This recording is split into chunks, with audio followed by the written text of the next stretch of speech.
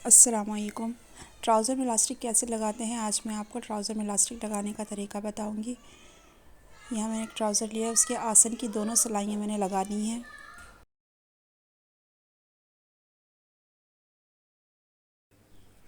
आसन की दोनों सिलाइयाँ लगाने के बाद नॉर्मल हम ऊपर की साइड को इस तरीके से फ़ोल्ड कर देंगे, मोड़ लेंगे। लेकिन फ़ोल्ड करने से पहले जो हमने इलास्टिक यूज़ करना है, हम पहले उस इलास्टिक का नाप ले लेंगे कि हम जो इलास्टिक यूज़ कर रहे हैं उसकी चौड़ाई कितनी है।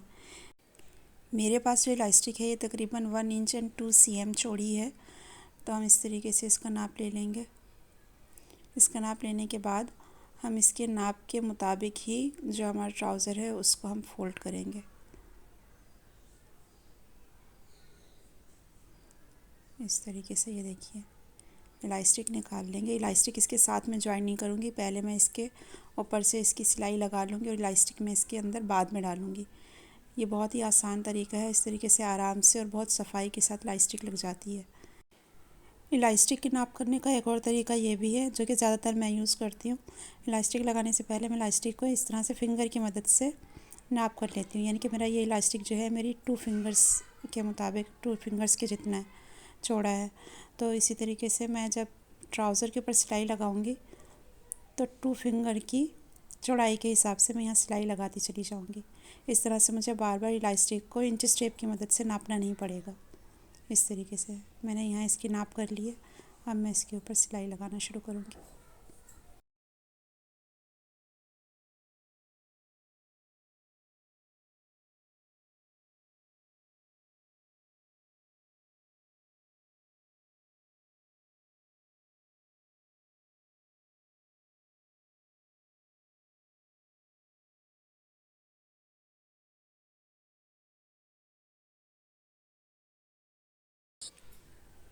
फिंगर्स की मदद से मैं यहाँ नाप करती जाऊँगी और सिलाई लगाती जाऊँगी, तो ये मेरी सिलाई बिल्कुल एक्यूरेट आएगी।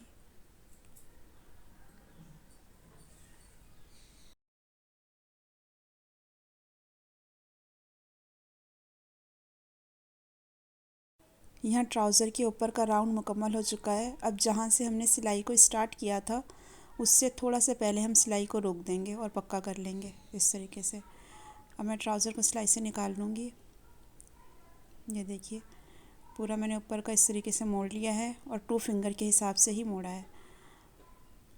अब हम इसमें इलास्टिक डालेंगे। जितना इलास्टिक हमने नाप से लेना है, जितना हमने ऊपर इसकी कमर रखनी है, उसी हिसाब से हमने इलास्टिक को नाप के कट कर लेना है। कट करने के बाद मैं इलास्टिक को सेफ्टी पिन के अंदर डालूँगी इस तरीके से। ये देखिए, सेफ्टी पिन के अंदर इसको डालूँगी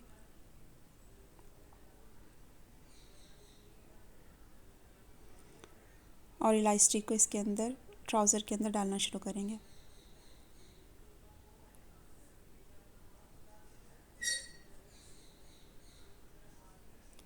बस इसमें एक चीज़ का ख्याल रखना है कि इलास्टिक जो है वो बिल्कुल सीधा रहना चाहिए, यानी कि जैसे हम डालते जाएंगे, हाथ से डालते जाएंगे और साथ के साथ उसको सीधा भी करते जाएंगे, यानी कि इसमें बल नहीं आना चाहिए, ये फोल्ड ना हो, सीधा सीधा डलता जाए।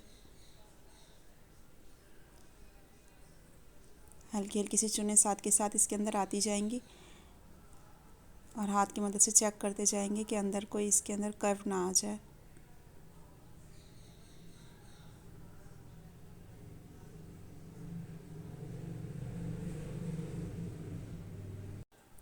इलास्टिक की एक साइड को मैं मशीन के नीचे इस तरीके से दबा दूंगी, ताकि इलास्टिक को खींचते हुए वो साइड ट्राउज़र के अंदर ना चली जाए।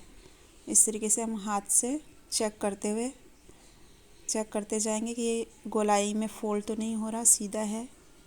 ये देखिए, चुनटें चाहे इसके अंदर ज़्यादा भी आ गई हैं, फिर भी मैं साथ के साथ हाथ से इसको चेक करते हुए जा रही हूँ।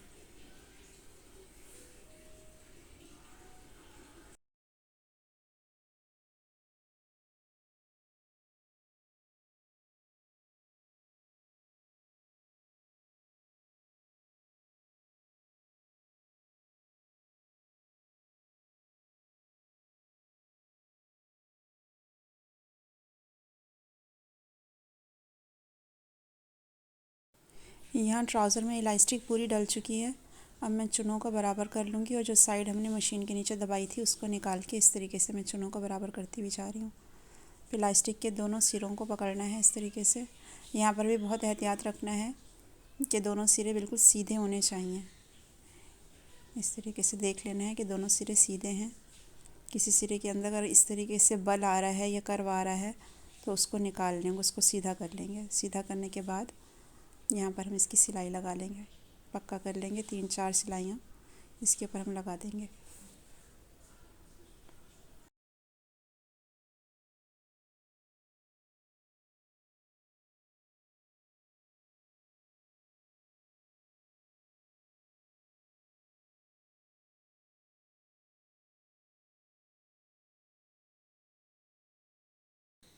सिलाई लगाने के बाद इस तरीके से इलास्टिक को इसके अंदर कर देंगे और जो जगह ओपन रह गई थी उसके ऊपर सिलाई लगा देंगे। लेकिन ओपन जगह पर सिलाई लगाते हुए इस चीज़ का ख्याल रखना है कि हमारी सिलाई इलास्टिक के ऊपर नहीं आनी चाहिए, बल्कि फैब्रिक के ऊपर ही रहे।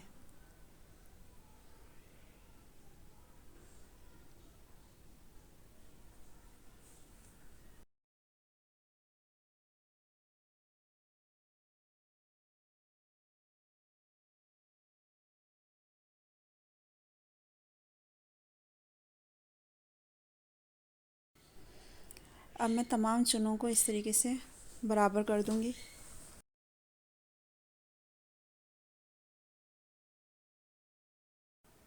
यहाँ देखिए हमारी ट्राउज़र की सिलाई बिल्कुल इलास्टिक के मुताबिक लगी थी, इसलिए इसके अंदर इलास्टिक जाके बिल्कुल वो एक्यूरेट साइज़ आया है। यानी कि ना तो इलास्टिक हमारी फ़ोल्ड हुई है और ना ही उसके अंदर बहुत ज़्यादा इलास्टिक का ढीलापन आया है, क्योंकि हमने 2 उंगली का हिसाब लगा के इसके ऊपर सिलाई लगाई थी। तो जितना इलास्टिक था उतनी सिलाई लगाई थी हमने, इसलिए यहाँ पर सिलाई और इलास्टिक बिल्कुल उन दोनों का नाप बराबर आया है।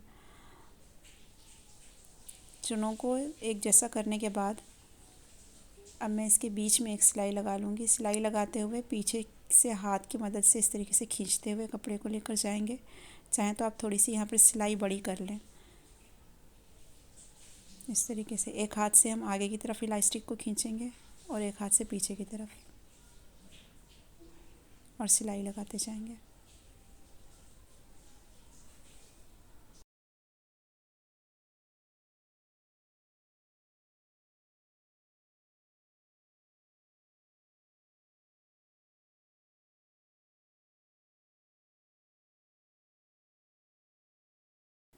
यहाँ देखिए ऊपर की सिलाई लगने के बाद हमारी ट्राउज़र की इलास्टिक लग के बिल्कुल तैयार है।